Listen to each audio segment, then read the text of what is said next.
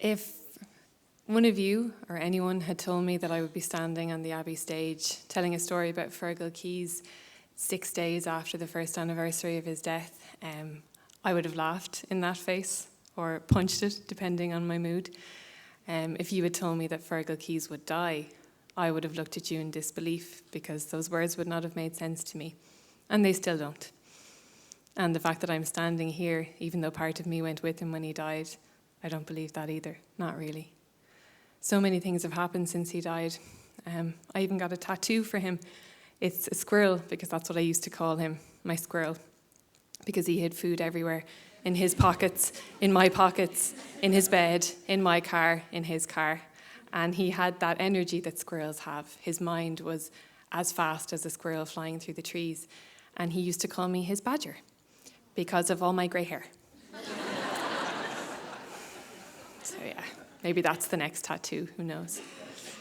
But he did die, and even now I force myself to say those words because he never shied away from the truth about life and death. Fergal Keys lived and died, and there is a whole world in those 5 words, a universe that I can't even begin to describe. None of us can, because there is no end to Fergal Keys, to his kindness and his wildness and his spirit. I climb to the top of Bray Head as many times a week as I can. I stand at the cross and I look out at the world and I say thank you to him for being here. I thank him for everything. I look at his mother, living her life every day, trying to move forward with her grief, trying to find ways to honour him and his brother and his sister, trying to find ways to believe that they're gone. And I say moving forward because nobody never moves on from grief. Nobody ever gets over the fact that the person they love the most is not here anymore. We carry them with us as far as we can in a day, because sometimes even just standing still is really, really hard. I lean on my mother every day, which is ironic because she's a foot shorter than me, at least. And I know that she just wants to fix everything. I know that she wants to make it better. But everyone knows that the only way to do that is to bring him back. And love is the most powerful force in the universe, and even love can't do that. But he's still here. Even though he's gone, he's still here. And the proof of that is the fact that I'm here tonight, because as strong as everyone tells me I am, I'm not strong enough to stand here by myself. So that means that I'm not. That means that he's here. The first time he told me he had cystic fibrosis, I had known him for just under an hour.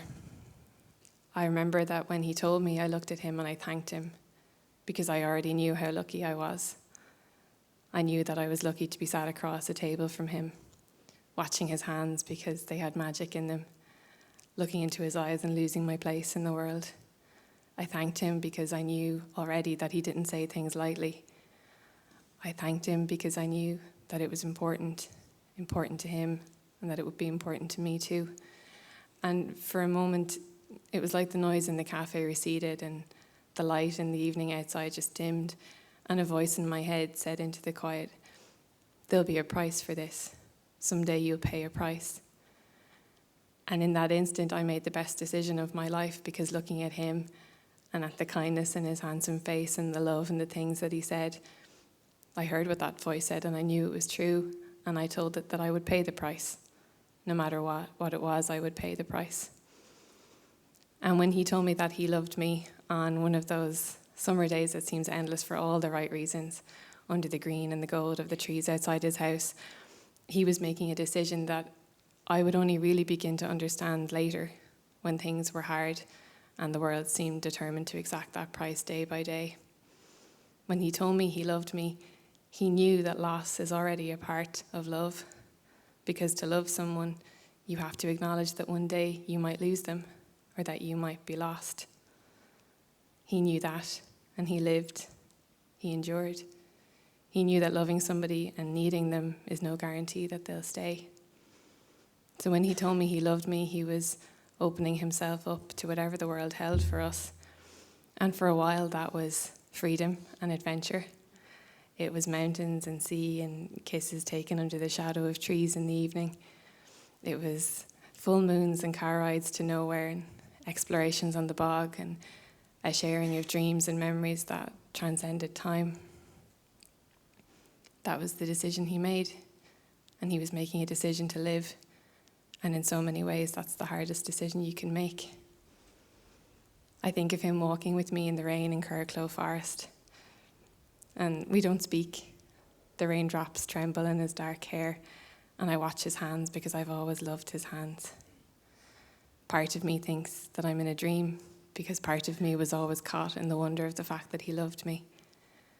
And I think to myself that maybe if we're lucky, what happens next is what should have been.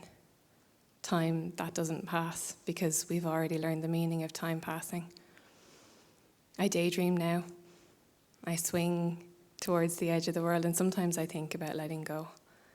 I daydream of him, and I make bargains so specific any right-minded devil would laugh me out of town. He sits across from me in a cafe, sipping tea and teasing me for the darkness of my coffee. He drives us across the country because he is the best driver that's ever lived, but in my car because my car is better than his car. We take walks together. We do the things that we'd always promised for each other. Those are my daydreams now. And I think that sometimes the love that he gave me stays. I know that it stays.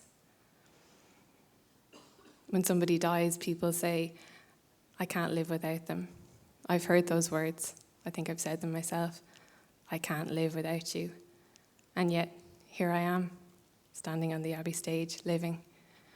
Because in its own way now, every day, every moment, every second without him is a decision to stay, a decision to live, a decision to endure the way he did. That if I can find and make goodness with the life that I'm in without him now, that will count as living. That's the decision I make because that's the decision he made. I choose to believe that the best is not ahead of me, the best is with me because he's with me. And with the best, I'll do my best. That's the decision I make every day until I see him again.